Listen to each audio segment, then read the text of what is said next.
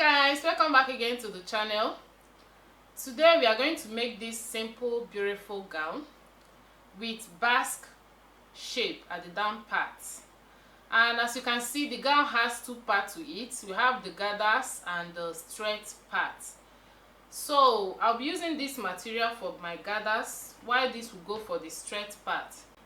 If you are interested, please continue watching and watch to the end so you won't miss out of any important information. So with that being said, let's get started.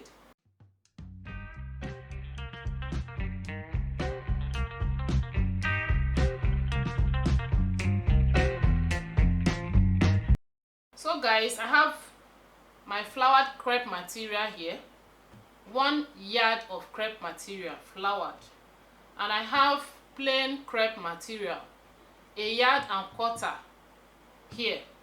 So altogether I'll be making use of 2.25 yards for this gown. The full length of the gown is going to be 40 inches.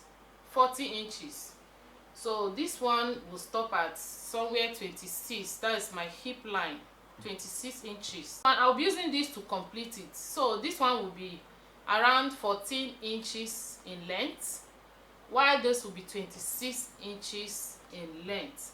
So this is for me. If you want it shorter, go ahead and do that. But for me, I want it at 40 inches. That is my knee length. So guys, I'm going to place my fabric on fold. Like I said, I have 1.25 yards here. So I'm going to fold it along the length. This is by 60 in length.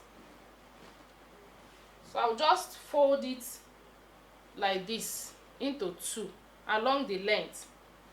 So the length will now be 30 inches. So the next folding is going to be like this, into 4 places.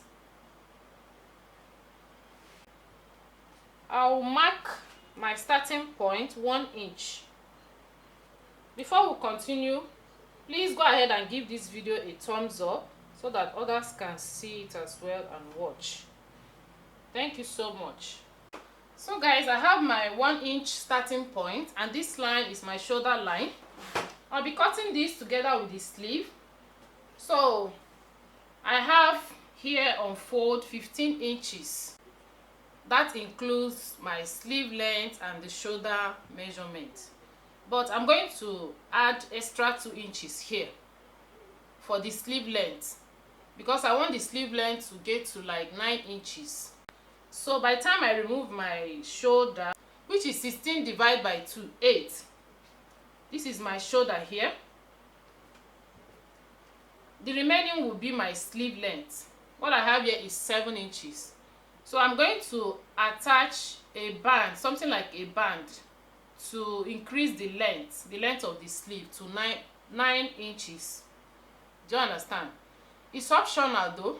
If you want to increase the length, if you don't want, just you can make use of this like this, or you increase your material to get the length of the sleeve you want. Do you understand? So as for me, this is how I want to do it, you know, to manage this material, because this is 1.25 yards. So this is my shoulder measurement. Having marked my shoulder measurement, the next step is to come to this end and measure 1 inch to slope that point. So I'll take my vertical measurement now. From shoulder to my bust point is 10 inches. Shoulder to the waist, 18 inches. And shoulder to the hip line is 25 inches. But I'm going to be making it 26 inches. So guys, now I have my shoulder line, bust line, waistline, and hip line. And for the Basque effect, from that 26 inches, I'm going to measure extra 4 inches downwards. So at this point, this is the hip line, 26 inches. I'll come here and measure 4 inches extra. So this 4 inches extra, like I said before, is for the Basque effect. I'm going to connect from this hip line in a slant form to that 4 inches to get the basque shape. So guys, the next step is to add my horizontal measurement. So I'll come to the bust line and I'll impute my round bust measurement. My round bust measurement is 39 divided by 4 will give us 9.75. 9.75 is here. I'll be adding ½ inch for ease and 1 inch sewing allowance. Then to the waistline, my waist measurement is 36 divided by 4 is 9. ½ inch for ease and 1 inch for sewing allowance. There is no dart for this. And coming to my hip line, my hip measurement is 43 divided by 4 is 10.75.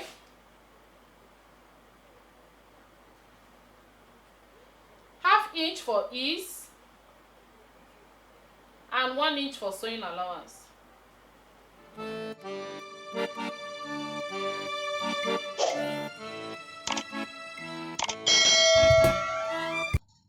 I'll connect from here to this point with a straight line.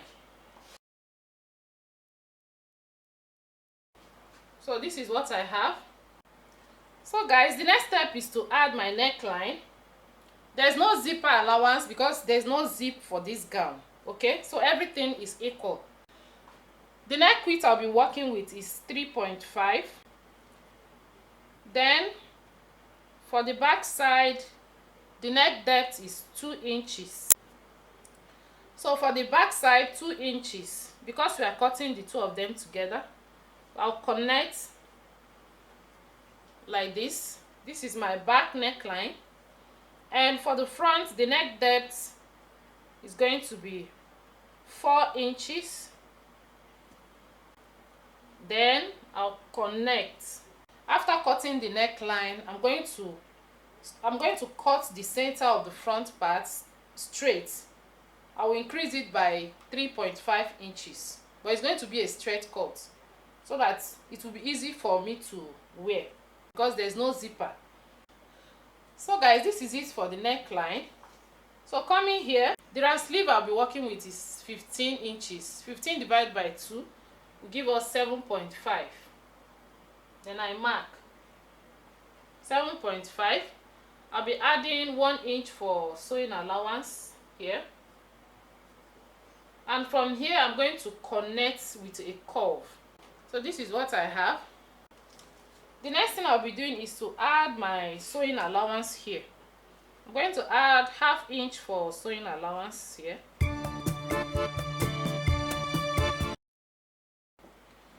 So this is my ½ inch for sewing allowance to join the two shoulders. And the next step is to cut it out.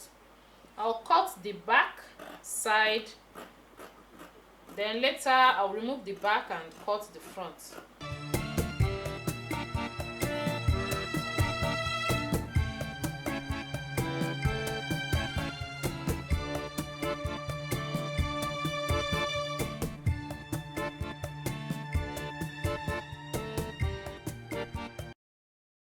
So I'm going to open the center.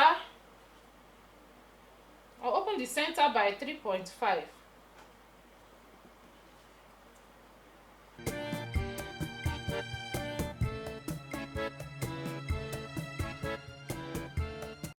If you want, you can increase here. You can make it, instead of 4 inches extra, you can add 5 inches extra or 6. So I'm going to cut out my belt. I'll cut out my belt, and from the remaining one, I'll use it to cut the facing for the neckline.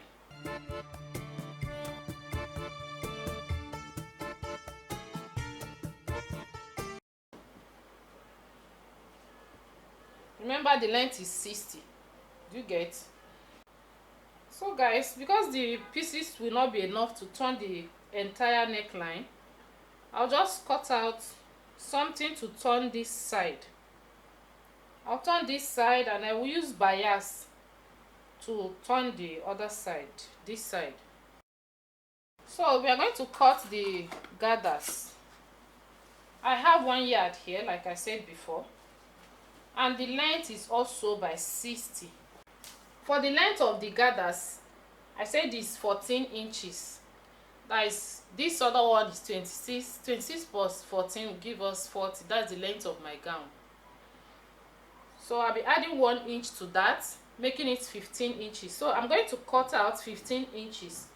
I'll fold 15. I've already folded 15 inches like this, and I'm going to cut it in pieces. I'll cut three of it, and yeah, that will be the wideness of the gathers.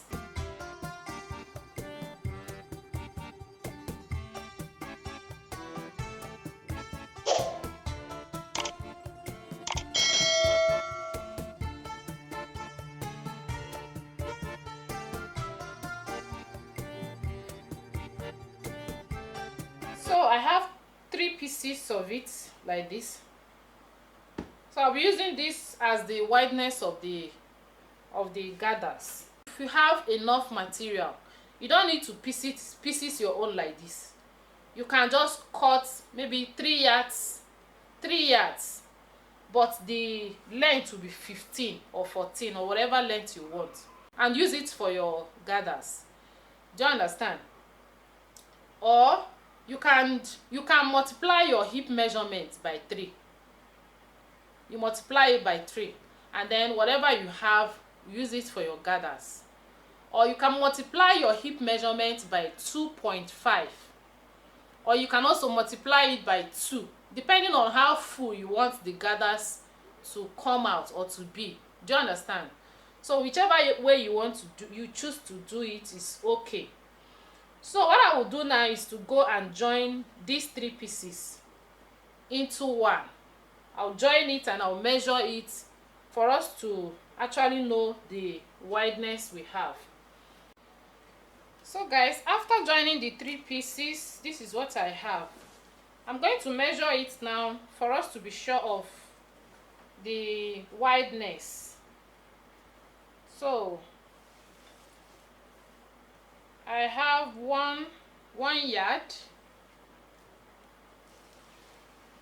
then I have 2 yards, and yeah, this is 3 yards and this inches here. So like I said, if you have enough material, there's no need cutting it in pieces the way I just did and join. Just go ahead and measure maybe 3 yards or more or less, and use it for your gathers. So I'm going to go ahead and turn the neckline.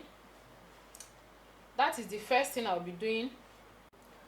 So guys, after turning the neckline, both back and front, I went ahead to join them at the shoulder, and I attached the band, the 2 inches band on the sleeve to increase the sleeve length. So instead of 7 inches, I have 9 inches here for the sleeve length. Do you understand?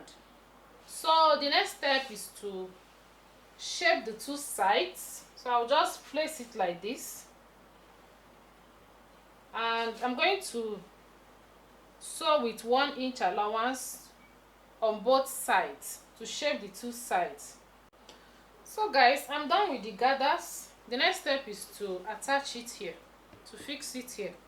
And when you measure it, make sure the measurement is equal to what you have here before you close up these 2 sides.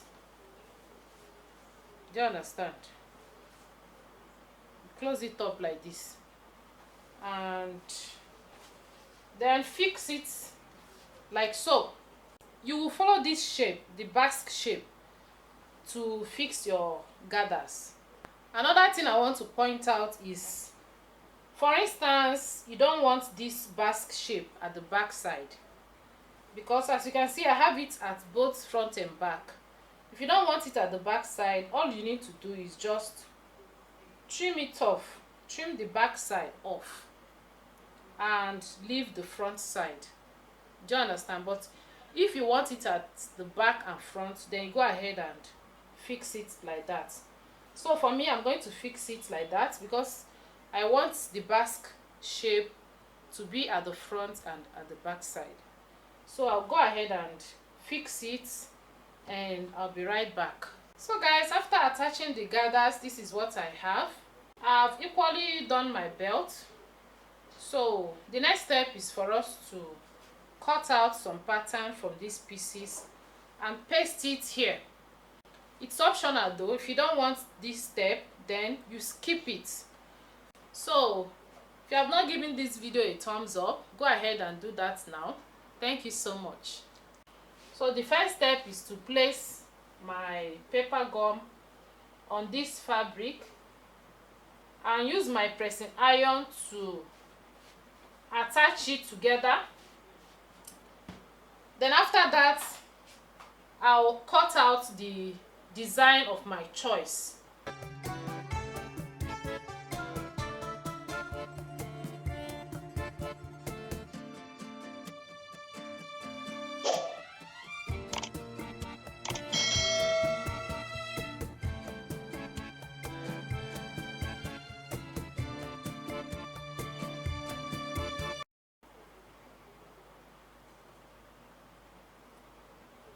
So guys, this is what I have. I'll be cutting others off camera and I'll be right back. So guys, I'm done cutting out the designs and these are some of them, and I've gone ahead to arrange it the way I like. So when you must have finished cutting your own, just go ahead and place it the way you like. It's fine. So if you're happy with what you have, the next step will be to use your gum to stick it on the fabric. As you can see, I have not gum it at all. You can use your hemming gum or any gum of your choice to stick it to the fabric. If you are using this, just cut a bit of it and place it under and use your pressing iron to stick it on the fabric. So if you are using a liquid gum, then you don't need pressing iron to do it. Just use your gum to stick it and that is okay. So after that, just go ahead and use your zigzag machine to lock the edges so that it will be more neat. If you don't have zigzag machine, you can go to the market, meet those people that has embroidery machine. They will lock the edges for you. Then after that, the next step is to stone the designs. Stone it as you like. Just be creative. Feel free to do what you want. If you want this, I'm just doing this for the sake of this tutorial. I don't really need the design, but if you need it, just follow my instruction and get it done. All right, so this is the belt. I've gone ahead to tie it. If you have not liked this video, go ahead and give it a thumbs up and share so that others can see it as well and watch. So if you have not subscribed, subscribe and turn on your notification bell for more videos. So thank you so much for watching. Till next time, I'll see you again. For now, it is bye bye.